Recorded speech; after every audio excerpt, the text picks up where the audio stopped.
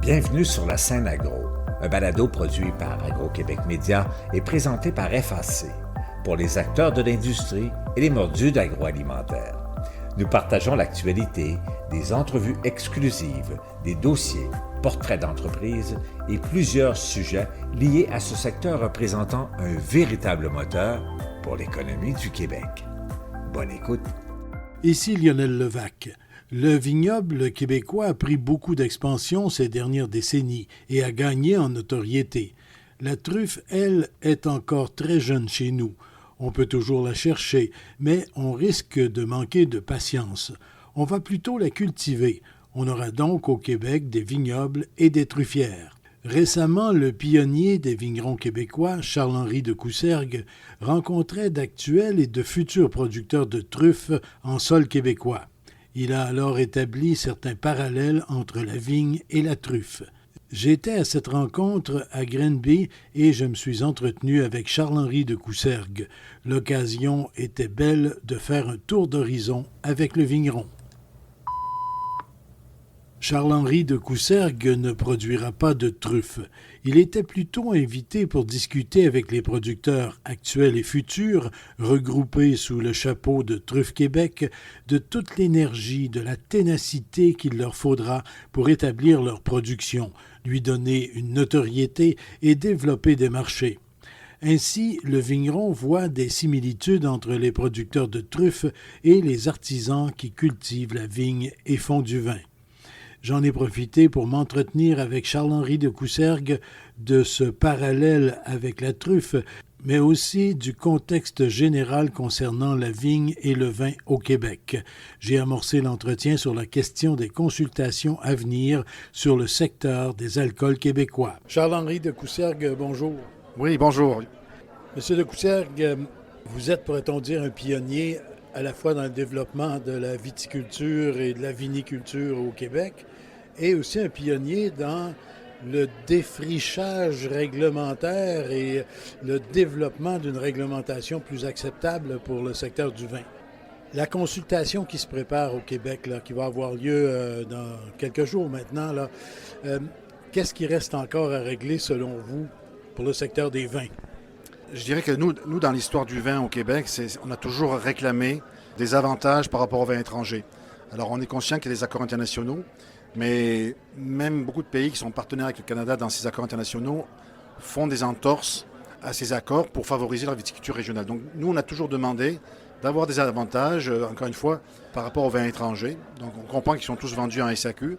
Avec le temps, on a gagné donc la vente à la ferme, la vente en restauration, la vente en épicerie, la vente dans des marchés publics et tout. Tout ça, à l'époque, était interdit.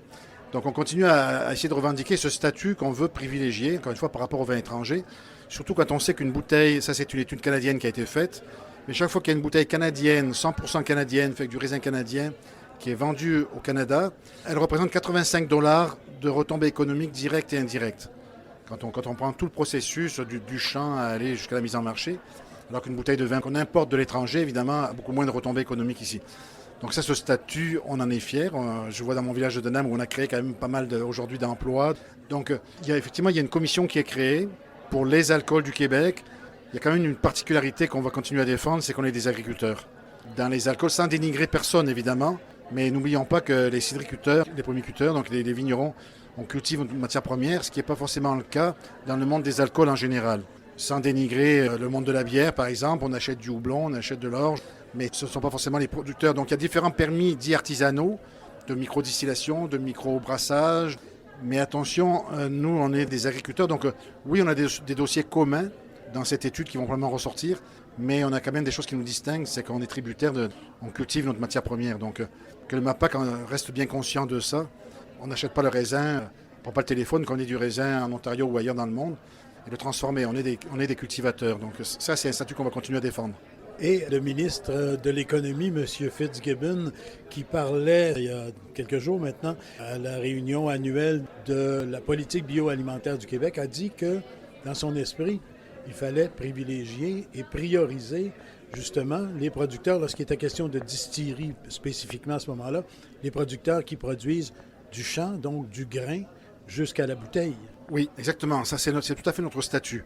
Encore une fois, on est des agriculteurs qui cultivons notre matière première, donc les microdistillateurs qui doivent cultiver sa matière première, ça vient nous rejoindre parce qu'on vit les mêmes réalités climatiques et tout. Donc oui, une étude sur les alcools en général, aucun problème. Tout ce qui sera fait au Québec, qui soit produit au Québec, transformé en Québec ou embouteillé au Québec, on n'a rien contre. Tout ça, ça crée de l'économie au Québec. Ça peut permettre d'en acheter peut-être moins à l'étranger.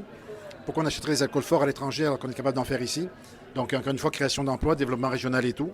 Et c'est positif pour nous de voir des ministres comme le ministre Montagne, le ministre Fitzgibbon, qui se préoccupent de cette industrie. On en a rêvé longtemps d'avoir des ministres qui se positionnaient pour développer, encore une fois, les alcools du Québec, pour peut-être en acheter un petit peu moins à l'étranger. C'est bien beau, encore une fois, d'acheter une bouteille en Australie, mais on va créer de l'emploi en Australie. On peut peut-être le créer ici aussi. Enfin, voilà, donc c'est que du positif de voir que le vent actuellement est favorable au niveau de nos décideurs pour ces alcools locaux. Et comme vous le disiez, il y a quand même des dossiers en commun, même pour des distillateurs ou des brasseurs qui ne produiraient pas leur propre matière première. Oui, comme je sais qu'à un moment donné, les microbrasseurs ne pouvaient pas vendre forcément des bouteilles sur leur site. Ça, nous, c'est sûr que ça vient nous chercher. C'est un peu des artisans quand même. Et là, ils pouvaient faire consommer sur place, mais les gens ne pouvaient pas partir avec... Bon, tout ça, ça a changé. Donc, depuis un an, il y a des réunions qui se font tous les 2 mois à peu près avec les différents directeurs de chaque association pour voir justement quels sont les... C'est sûr qu'on a des dossiers en commun. L'union fait la force et on sera d'autant plus entendu qu'on se regroupe. Donc, il y a un rapprochement qui se fait actuellement, effectivement, avec les différents corps de métier dans le monde des alcools. En terminant, M. de Coussergues, vous venez de faire une présentation devant des gens qui s'intéressent à la truffe, à la culture de la truffe. Il y en a qui y sont déjà, il y en a qui vont devenir des producteurs de truffes. Est-ce qu'il y a des similitudes entre l'implantation et l'esprit qui entoure justement l'arrivée de la truffe au Québec et ce qui s'est passé il y a quelques décennies, et vous avez été un des pionniers dans le domaine, ce qui s'est passé donc dans l'implantation du vignoble au Québec? Bien, tout à fait. C'est pour ça que je pense que j'avais été invité comme conférencier. C'est qu'ils vont vivre et ils vivent un peu aussi ce qu'on a connu au départ. Donc, une culture qui n'est pas connue ici. Certainement des préjugés, des gens qui doivent se dire, on sait bien, la truffe, ça sera un feu de paille, ça ne marchera pas. Mais dans la vie, il faut essayer, sinon... Et la truffe consommée au Québec vient de l'étranger. Donc, s'il y a des possibilités de peut-être pas être autosuffisant, mais de cultiver de la truffe au Québec, c'est sûr que je leur ai dit, et ça je leur redis tout le temps, il faudra qu'ils prennent leur bâton de pèlerin pour communiquer sur ce qu'ils font, comment ils cultivent la truffe, quelle est la particularité des truffes. Mais je pense qu'ils arrivent à un bon moment. Les chefs du Québec, chefs cuisiniers, sont de plus en plus des ambassadeurs de produits locaux. Et je sens que ce sont des gens qui sont motivés, communiquer sur ce qu'ils vont faire. Et c'est le secret, je pense, si on veut se démarquer de ce qui vient de l'extérieur, donc notamment des truffes, il faudra qu'ils racontent leur histoire, elle sera certainement intéressante. Et mettre une histoire derrière ce qu'ils font assurera le succès certain de cette industrie. J'en rajoute une toute petite. La vigne, ça va bien, c'est bien parti cette année? La vigne, ça va bien. L'enjeu, maintenant, une année sur 2, c'est les gelées printanières, au Québec comme ailleurs. Là, je pense qu'on est rendu, la pleine lune est passée, donc là, on s'envoie des petits courriels entre chaque vigneron en disant « Ouf, je pense que le pire est passé. On a eu 2 ou 3 nuits à risque il y a 10 jours, mais on est passé à travers. Donc là, à date, en tout cas, ça se passe très bien. Il y a eu de la chaleur. Les bourgeons ouvrent actuellement, on voit déjà les 2 premières feuilles, mais on voit surtout les petites grappes. Et on commence à faire des comptages. Donc, dès le mois de mai, on peut savoir grosso modo à quoi va ressembler la récolte, parce qu'on voit déjà les petites grappes, elles sont minuscules, mais on fait des comptages. Et en sachant si on a une moyenne, par exemple, de 8 à 10 grappes par plant, on sait que la récolte va être belle. Il peut arriver bien des choses ici à la récolte, mais au moins c'est un point de départ important, c'est que les bourgeons à fruits sont au rendez-vous. Donc l'hiver s'est bien passé. À date, je n'entends que de mes collègues et de moi-même que des bonnes choses. Et ce qui est dans vos cuves, c'est bon? Oui, 2021, Dame Nature a vraiment été extraordinaire. On a eu un été... Alors, le bonheur des uns fait des fois le malheur des autres, mais en agriculture, 2021 a été une année très sèche. Donc dans le foin, dans les céréales, c'est pas toujours des bons rendements, mais dans la vigne, on a eu des maturités exceptionnelles. Je vais prendre un cépage, le Frontenac rouge. Je me croyais en Provence, chez mes parents. On a ramassé du Frontenac rouge l'année dernière à 14,2 degrés d'alcool naturel. Ça, j'avais jamais vu ça, puis j'aurais pas cru voir ça un jour. C'est vrai qu'il a fait chaud, donc il peut y avoir des côtés pervers au changement climatique. Mais dans le domaine de la vigne, en tout cas, pour l'instant, 2021 a été un millésime extraordinaire. Merci beaucoup. Lionel, ça fait plaisir, merci beaucoup. Ici Lionel Levac. Celles et ceux qui le veulent peuvent de plus en plus boire local, boire québécois. Bientôt, on pourra agrémenter nos prouesses gastronomiques avec des truffes locales, elles aussi. Au revoir. Vous avez aimé ce contenu? Suivez la scène agro pour rester à l'affût de l'actualité agroalimentaire. Merci et à bientôt.